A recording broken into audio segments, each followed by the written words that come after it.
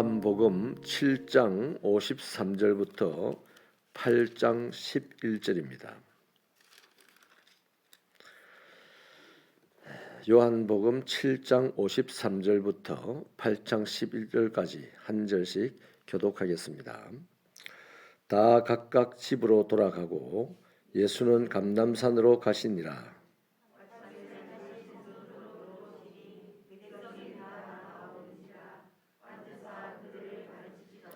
서기관들과 바리새인들이 음행 중에 잡힌 여자를 끌고 와서 가운데에 세우고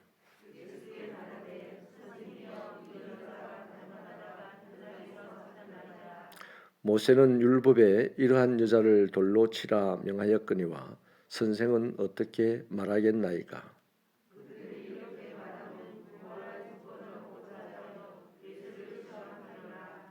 예,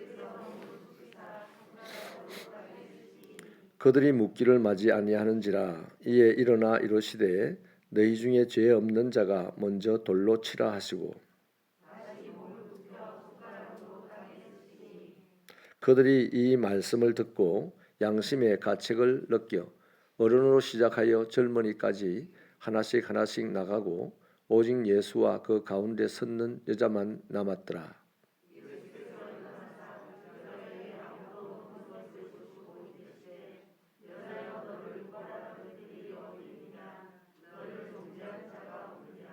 같이 읽습니다. 대답하되 주여 없나이다. 예수께서 이르시되 나도 너를 정죄하지 아니하노니 가서 다시는 죄를 범하지 말라 하시니라. 아멘. 감사 예물 드립니다. 40일을 완주하게 해주심을 감사하여서 권순남 권사님 드립니다. 정년집 집사님, 송원실 권사님 가정에서 이재설 목사님, 황수영 사모님 가정에서 드립니다. 김동현 집사님, 오수정 권사님, 송윤재 장로님, 최소영 권사님, 성홍 집사님, 자정옥 집사님 가정에서 최성진 장로님, 황정순 집사님, 김혜숙 권사님, 윤진 집사님, 조은영 집사님, 윤하은, 류인호 집사님, 지미라 권사님 가정에서 차지은 집사님, 곽정순 집사님, 김정갑 성도님, 정몽규 집사님 가정에서 드렸습니다. 여러분 감사합니다. 또 수고하셨습니다. 40일 동안 이 새벽을 하나님 앞에 나온다는 것이 쉽지 않은데 하나님의 은혜로 우리가 무장되어서 이 어려운 시국에도 잘 감당할 수 있은 줄 믿습니다. 진심으로 감사를 드립니다. 오늘은요 마지막 시간인데 기독교의 존재 양식을 오늘 본문 안에서 찾아보려고 합니다. 지금까지 우리는 말씀이 육신이 되어 오신 예수님, 또 생명의 떡이신 예수님, 또 생수가 되시는 예수님, 그 예수님과 십자가에서 연합을 하는 우리들, 그래서 교회가 되고 하나님의 성전이 된 우리들입니다. 그렇다면 우리의 신앙이 예수님을 아는 데서 예수님을 믿는 대로, 예수님을 믿는 데서 예수님과 연합하는 대로, 예수님과 연합하는 데서 예수님과 함께 세상을 살리는 대로 이렇게 나아가는 것이 우리들의 신앙의 여정이어야 할 것입니다. 예수 믿고 천국 가는 그것만이 아니라 예수 믿고 천국 가는 그 노중에 이런 것들이 차곡차곡 우리들의 신앙에 쌓아져야만 우리가 한결같이 주님의 주시는 기쁨을 누리며 또 평강 가운데 세상을 이기며 살게 될 줄 믿습니다. 그래서 오늘 이 8장 이 부분에 있어서요. 그러면 교회가 된 나는 또 우리 교회는 어떻게 존재를 해야 되는가? 어떻게 존재하는 것이 세상에 드러나야 되는가를 딱 차별 지어져서 보여주고 있는 양식이 있는데요. 오늘 본문은 관로로 묵혀 있습니다. 관로로 묵혀 있다는 것은 어디서 끌고 왔다는 얘기인데 그건 다음에 기회가 있을 때 말씀을 나누기로 하고 이 본문은 당시 유대교 환경 안에서 어떤 일이 벌어지고 있었는지 또 이 일에 대한 예수님의 매우 인상적인 태도를 보여주고 있습니다. 사람들은 다 자기 집으로 갔고 예수님은 감람산으로 가셨죠. 예수님은 밤에는 항상 하나님께 기도하는 것이 습관이어서 아마 밤을 새워서 기도하셨을 것이 틀림없습니다. 주님은 그렇게 밤을 보내시고 다시 성전에 오셔서 자기에게 나온 사람들에게 여전히 말씀을 가르치셨습니다. 아마 예수님께 나온 사람들은 대체로 호기심이 있어서 예수님을 보러 왔을 것이고 또 그 중에는 절실함 때문에 예수님을 찾아온 사람들도 있을 것입니다. 이런 상황에서 서기관들과 바리새인들이 음행 중에 잡힌 한 여자를 끌고 와서 가운데 세워두고 예수님께 질문을 합니다.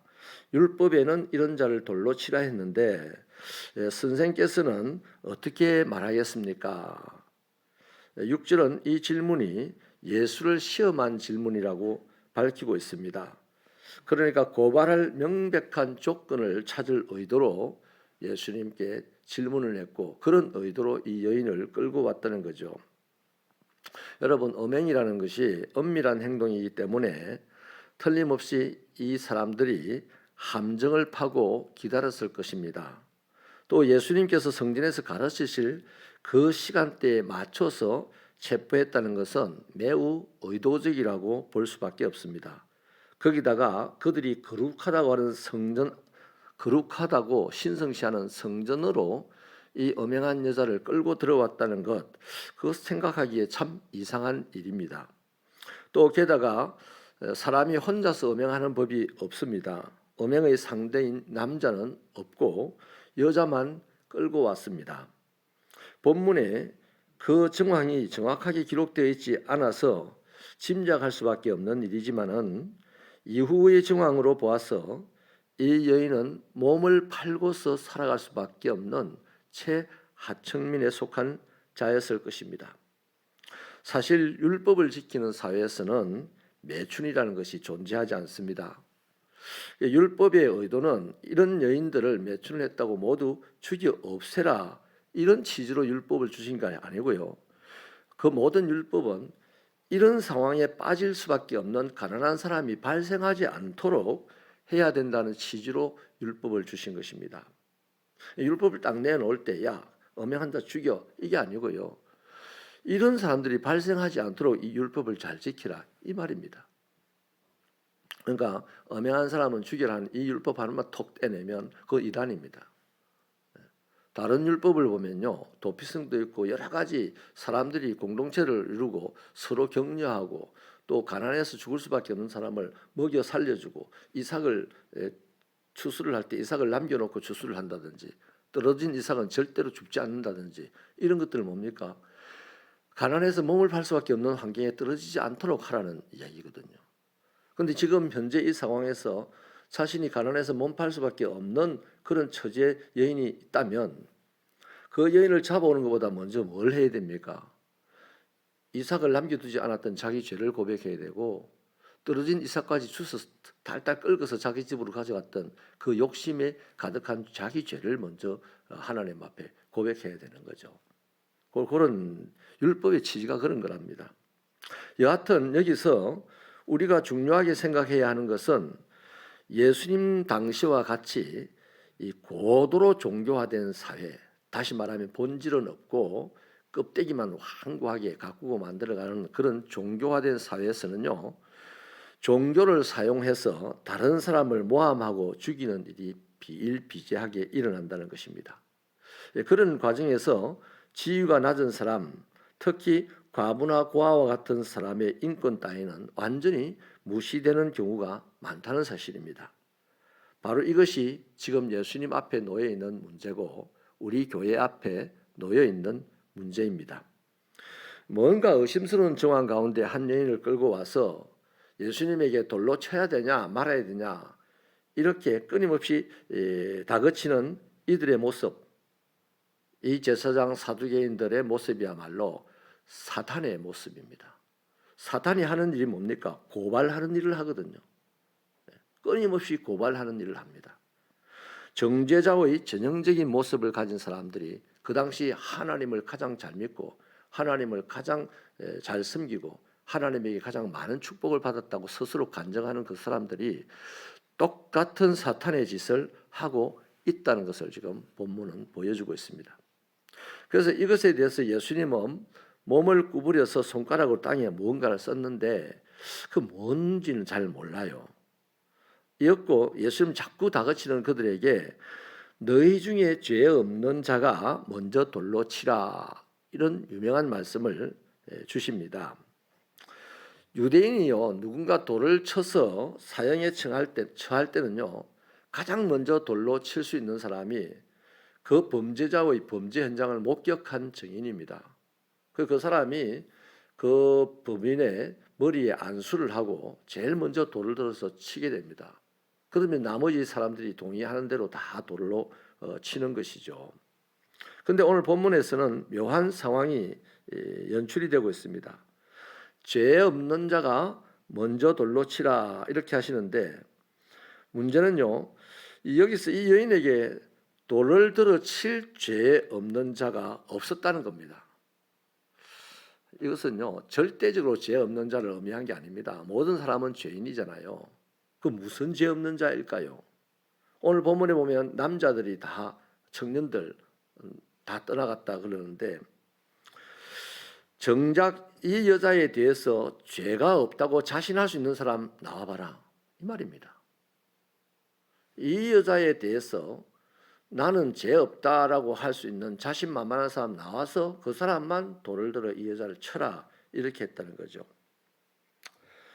잘 보면요, 확대한 해석일지도 모르지만 그 주위에 지금 나와 있는 남자들은 이 여자와 또 다른 관계로 엮여 있을 가능성이 많습니다.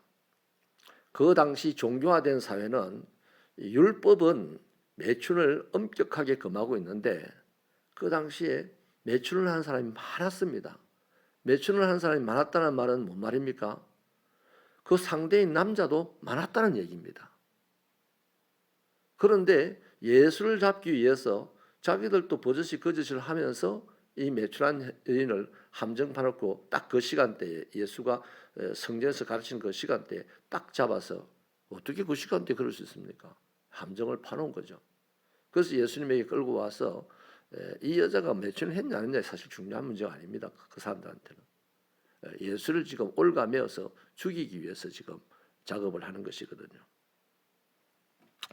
여러분, 예수님은 아주 세밀하게 보십니다. 너희 중에 이 여자와 관련된 죄가 없는 사람은 이 여자를 쳐라. 그러자 다 양심에 이제 과책을 받고 떠나가게 된 거죠. 여러분, 예수님은 저들이 어떤 상황에서 이 여인을 붙잡고 또 끌고 왔는지를 잘 압니다. 또 목적이 무엇인지도 잘 압니다. 그래서 저들이 행한 일이 이 여인이 행한 음행보다도 훨씬 더 잔인하고 큰 죄악이라는 것을 예수님이 잘 알죠. 그것을 느끼게 해준 거죠. 이 예수님의 말씀 앞에 사람들이 다 양심의 가책을 느끼고 하나씩 그 자리를 떠나서 결국 다 떠나버렸습니다. 예수님과 이 여인만 남았죠. 예수님은 이 여인을 고발하고 정죄하는 자들을 물러가게 하셨을 뿐만 아니라 그 여인으로 하여금 자기를 고발하고 정죄하는 자가 다 사라졌다는 사실도 알려줍니다. 이 여인은 지금 현재 죽는다라는 생각밖에 하지 않고 있을 겁니다. 분노가 치밀어 올랐거나 아니면 두려움에 정신을 잃었거나 아무튼 머리가 하얀 상태에서 얼굴을 들지 못하고 있었을 텐데 어쨌든 이런 말 저런 말이 예수님과 그들 사이에 왔다 갔다 하다가 조용해졌고, 그렇다고 해서 이 여인이 속 눈을 들고 온데 둘러보고 하겠습니까?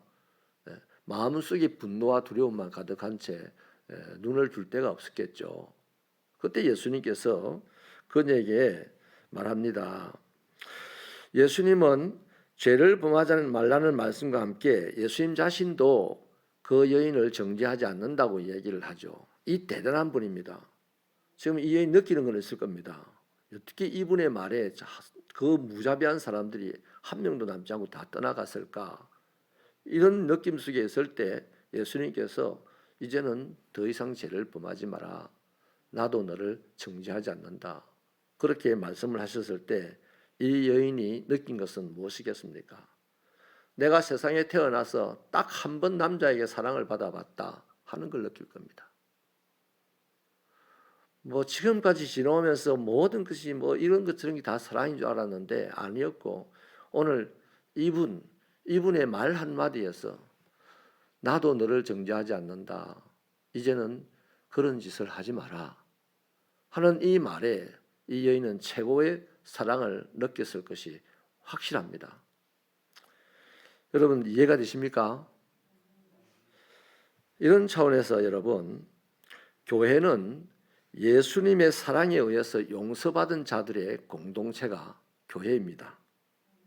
그렇기 때문에 교회가 구원의 감격과 사랑을 잃어버리고 종교적인 껍데기만 남게 되면 교회 안에는 하나님의 법을 빙자하여서 억압이 난무하게 되고, 거룩함을 빙자하여서 잔인함이 난무하게 되고, 자유를 빙자하여서 무관심이 난무하게 됩니다. 억압과 잔인함과 무관심이 오늘 우리 교회 안에 가득합니다. 예수님이 그렇게 노골적으로 싫어하고 반대했던 그것이 예수님의 이름으로 자행되고 있다 이 말이죠. 본질이 없고 껍데기만 자꾸 포장해 나가면 개인도 그렇고 교회 공동체도 그렇고 억압과 잔인함과 무관심만 가득하게 된다는 것입니다. 그게 뭡니까? 무덤이죠. 예수를 묻어놓고 있는 거죠. 여러분, 우리 안에 우리가 모신 예수님이 우리 자신들이 하는 말로, 우리 자신들이 행하는 손으로, 우리의 눈빛으로 다 드러나는 삶이 되기를 바랍니다. 이게 진짜 그리스도인의 삶이에요. 이런 일 우리 교회에서는 안 일어날 거다 이런 생각을 하면 안 됩니다. 우리 모두가 원래 죄인이었음에도 불구하고 주님에게 용서받았다는 사실을 잊지 말고, 오늘 또 누군가 용서받아야 될 죄악 가운데 있다면 그를 사랑으로 감싸주고 사랑으로 덮어주는 것이 진정한 용서라는 것이죠. 그래서 여러분, 우리가 이 사랑의 주님과 영적 관계가 끊어지지 않도록 여러 가지 장치를 두고 노력을 해야 될 뿐만 아니라, 우리 교회 내 신앙에 존재하는 양식, 드러나는 양식은 서로 사랑하는 겁니다. 서로 사랑하는 거. 내 마음에 드는 사람만 사랑하는 게 아니고요, 내 눈에 보이는 사람을 사랑하는 겁니다. 내가 좋아하는 사람만 사랑하는 게 아니고 내 옆에 앉은 사람을 사랑하는 거예요. 아멘이십니까? 그럴 때 성령이 하나 되게 하신 것을 힘써 지키는 그 하나된 교회가 되는 거예요. 교회가 하나된 것이 세상에 보여질 때에 저 세상 사람들은 요한복음 17장의 말씀처럼 예수님은 하나님께서 보내신 아들이구나 이렇게 믿어요. 하나 되지 못하고 매일 그렇게 사랑 없이 무관심과 억압과 잔인함으로 상대를 대하다가 총동원 전도주의라고 전도지 들고 나가고 선물 들고 나가고 그런다고 예수님이 하나님이 보내신 하나님의 아들이라고 믿는 사람은 한 명도 없습니다. 그런데 교회를 딱 쳐다보고 시비하려고 쳐다봤는데 교회에 모인 사람들이 사랑으로 하나 된 것을 보고는 그것 때문에 예수가 하나님이 보내신 하나님의 아들이구나 이렇게 믿는데요. 요한복음 17장의 말씀입니다. 그리고 교회가 사랑으로 서로 하나 될 때에 하나님께서 세우신 교회를 세상이 두려워한대요. 오늘 세상이 교회를 보고 개독교라든지 온갖 욕을 한다든지 이거는요, 뭐가 없다는 얘기입니까? 세상에 사는 사람들이 교회를 쳐다봤을 때 교회 공동체 안에 사랑이 없고 뭐가 있더라? 억압과 잔인함과 무관심만 있더라. 그래서 욕하는 겁니다. 그래서 우리가 말하는 예수를 오히려 손가락질하고 주먹질하는 세상이 된 겁니다. 오늘 이 40일 순례의 길을 마치면서 우리 새벽교회 성도들 더 멀리까지는 볼 것 없고요, 교회에 모일 때마다 또 우리가 교회 그리스도인 공동체로서 사랑할 수 있기를 바랍니다. 내한테 잘하는 사람 사랑하는 거야 쉬워요. 그런 얘기 아니고 내 마음에 좀 꼴별 끼는 사람 사랑하시기 바랍니다. 내 마음에 좀 안 드는 사람 사랑하시기 바랍니다. 내 기대에 미치지 못하는 그 사람 사랑하시기 바랍니다. 뭔가 흠결이 있어 보이는 그 사람을 사랑하시기 바랍니다. 그게 바로 우리가 믿는 예수님이에요. 그럴 때 예수님의 이름이 알려지게 되고 하나님의 영광이 우리 모임 가운데 나타나게 될 줄로 믿습니다. 신앙의 존재 양식, 교회의 존재 양식은 서로 사랑하는 것입니다. 기도하시겠습니다. 하나님 아버지여, 교회는 많이 세우는데 뭐 하려고 세우는지 목적은 복음이라고 하고 예수님이라고 하지만 실제로 뚜껑을 열어보고 세상 사람들의 눈에 보이는 것은 그렇지 못하여서 오히려 하나님의 영광을 가릴 때가 많은 우리들입니다. 이제 우리는 오늘 이 본문 말씀 음행하는 중에 붙잡혀온 이 여인을 두고 바리새인들과 논쟁을 하였던 예수님의 이 말씀을 들으면서 우리 또한 예수님처럼 가장 흠결이 많은 사람도 우리 곁에 있다면 사랑할 줄 아는 우리가 되게 하여 주옵소서. 특별히 아버지 하나님, 지난 주 중에는 참 감동적이었는데 우크라이나 국민들, 그 전쟁 가운데 죽어가는 국민들을 위하여서 또 우리와 별 상관도 없다고 여겨지는 저 울진 삼척 지역의 이재민들을 위해서 우리 성도들이 조그만 용기라도 주고자 성금을 모았는데 생각보다 많이 모여서 참 감사합니다. 저는 100만 원 정도 보내려고 생각을 했는데 우리 성도들이 아버지 앞에 드린 이 성금은 380만 원이 넘어서 하나님 아버지요, 진심으로 우리 성도들이 사랑에 훈련이 되어 있음을 우리가 다시 한번 지도자로서 깨닫고 감사와 찬송과 영광을 돌리며 성도들을 축복합니다. 아버지 하나님, 약한 자를 얼마든지 강하게 만들 수 있고 가난한 자를 얼마든지 부하게 만들 수 있고 병든 자들을 얼마든지 치료할 수 있으며 무지한 자를 얼마든지 지혜로운 자로 바꿀 수 있는 그런 모든 능력과 은사, 영육간에 필요한 모든 것들을 우리 새벽교회 성도들에게 쏟아 부어 주시옵소서. 그래야 아버지 하나님의 영광을 마음껏 드러낼 수 있는 귀한 사랑의 공동체가 되도록 축복하여 주옵소서.